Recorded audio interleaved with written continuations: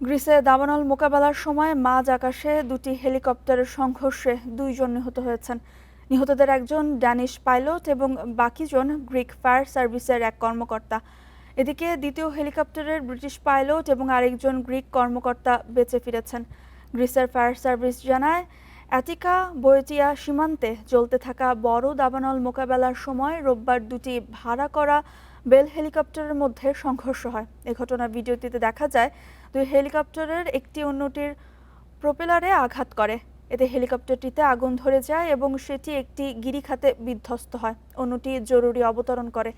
এ ঘটনায় গভীর দুঃখ প্রকাশ করেছেন গ্রিক প্রধানমন্ত্রী কিরিয়াকোস মিৎসোতাকিস।